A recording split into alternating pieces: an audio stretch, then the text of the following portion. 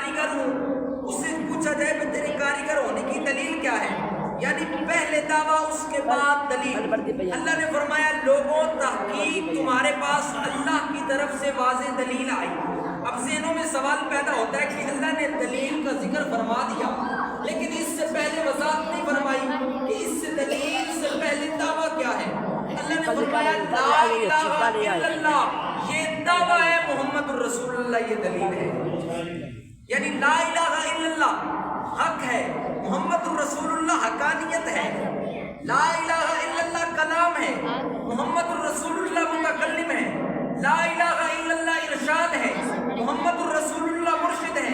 لا الہ الا اللہ ارشاد محمد الرسول اللہ مرشد، لا الہ الا اللہ نور محمد الرسول اللہ نورانیت، لا الہ الا اللہ ذکر محمد الرسول اللہ ذاکر، لا الہ الا اللہ دعویٰ ہے، محمد الرسول اللہ دلیل ہے۔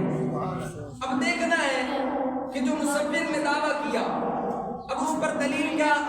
یعنی دعوے کی مضبوطی، دلیل کی مضبوطی دعوے سے ہوتی ہے، اگر دلیل مضبوط تو دعویٰ بھی مضبوط ہوگا۔ توجہ ہے،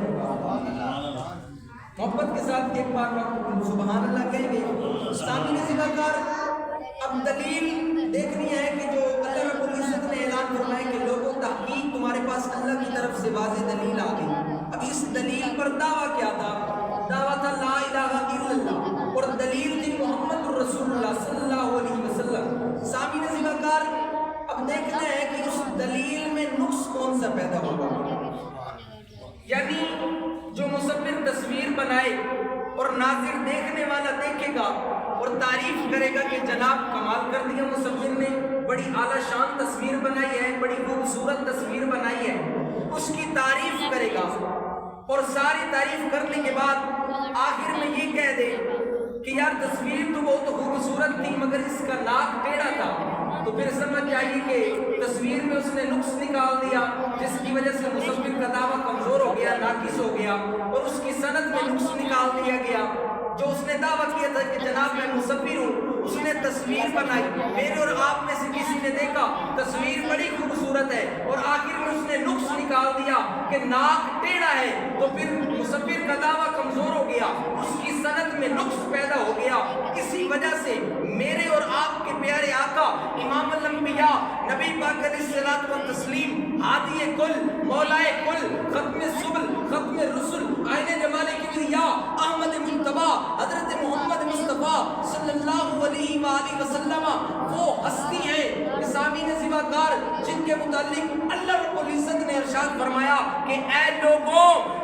میں محمد رسول اللہ صلی اللہ علیہ وآلہ وسلم کے لیے کو تمہارے لیے دلیل بنا کر بھیج رہا ہوں۔ سامعین زیباکار، دیکھیے کہ اگر ایک بندہ بہت نمازیں پڑھے، روزے رکھے، زکوٰۃ ادا کرے، حج ادا کرے، صدقہ و خیرات کرے، لمبے لمبے سجدے کرے، عبادت و ریاضت کرے اور ایک دوسرے کے ساتھ اتفاق اور اتحاد کے ساتھ پیش آئے، تو ظاہری بات ہے اللہ تعالیٰ خوش ہو جائے گا۔ اسی طرح ہے جناب، ظاہری بات ہے اللہ تعالیٰ خوش ہو جائے گا، لیکن آخر میں